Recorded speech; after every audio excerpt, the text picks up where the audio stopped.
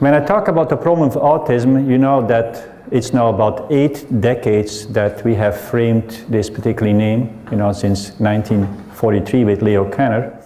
And you must understand that before 1935, there was never any mention, even in the best pediatric books in the world, any mention of autism. So is it really a new epidemic that we are going? This is an interesting question we can pose ourselves, especially if we look for particularly triggers, what triggered this particular epidemic of illness. I will talk about the intrauterine questions. Again, something that certainly is not known at all in allopathy, and to my chagrin and sadness, and also not much in homeopathy.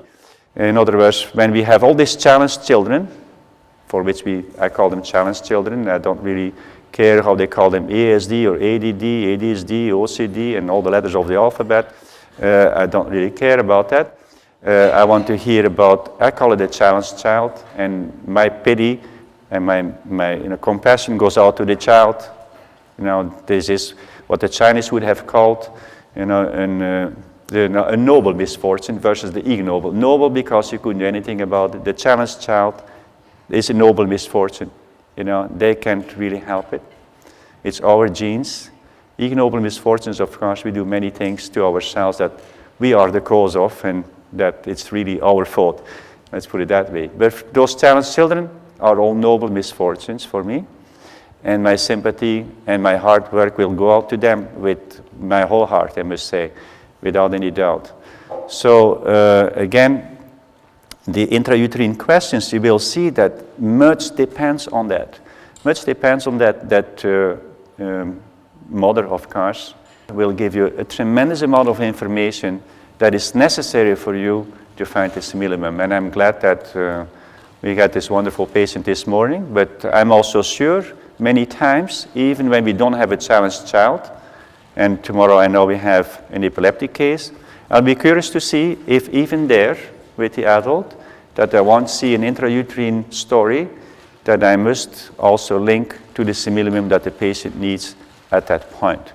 So that's going to be important. I have no idea if it is or not, but I will teach you how it is really necessary for you to investigate like a good detective. I call it, and you shouldn't call it that way towards the patient, where did the crime take place intrautero, when and where and how. Like a good detective, you must always go to the place of the crime. No, I will never say this to the patient, of course. You committed a crime. You know, mothers are sensitive enough, and we need to be sensitive about that too. So that's why these intrauterine questions have found to be extremely useful in the practice. I am sure that you have the same problem talking about ASD, or autism spectrum disorder. You know, it is now 1 in 156 children in the United States are born with autism. You know, this is more than just a regular coincidence.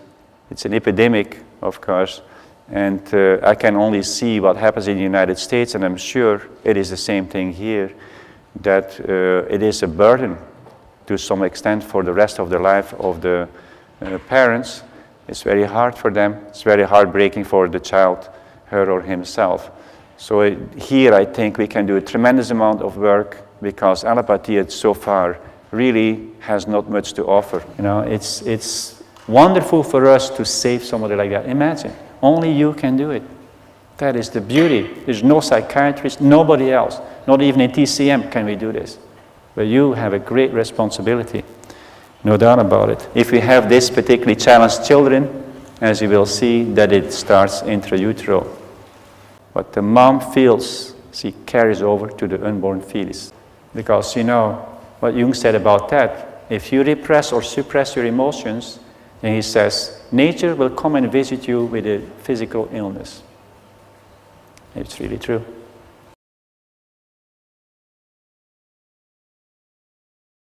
So, you know, he's timid, he said, so when he doesn't feel safe, a safe place would be what? Home. Home. Home Only is home? School. It's a cry for help so much. You know, do you still love me? How many times did they go to mom 3-4 times a day? Do you still love me, mom? Yeah, okay. You know, but this is a great cry for help too. You know, self-mutilating, tearing the hairs out. You know, it's just terrible for those children, I may say, at that point. Terrible, because what else can they do? To get the attention, to get help. The vital force throws such symptoms up. What else can the vital force do to become self-destructive and syphilitic? It's horrible. It's horrible. And guess what we do in allopathy?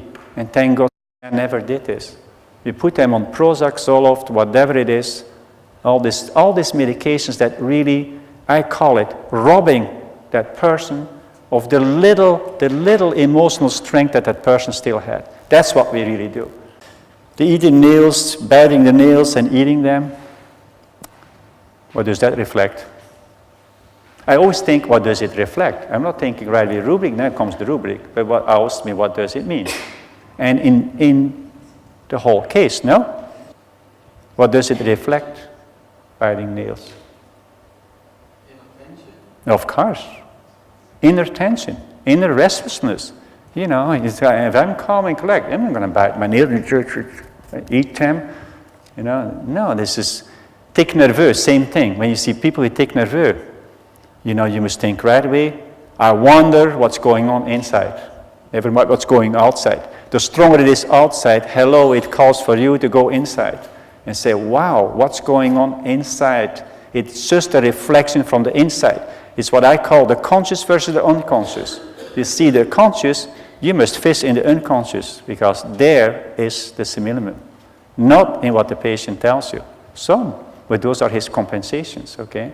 He does a lot of compensations. Do this, blocking out, just cool, make sure he doesn't have anything new. What does it happen when he has something new? He refuses to do it. I knew that right away. And there is some remedy you have to think of.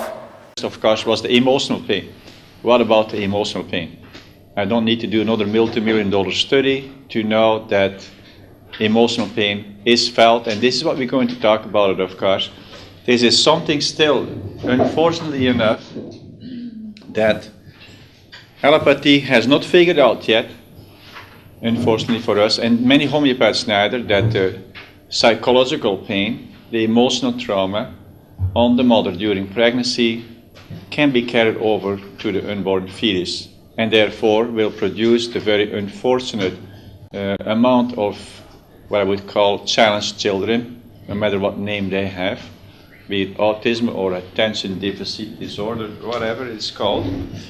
We just have to see in practice, you just have to look in practice and see that we have that problem all the time, no? We have many challenged children. I do hope that you have the occasion to treat many, as I feel you have the best opportunity to cure them, without any doubt.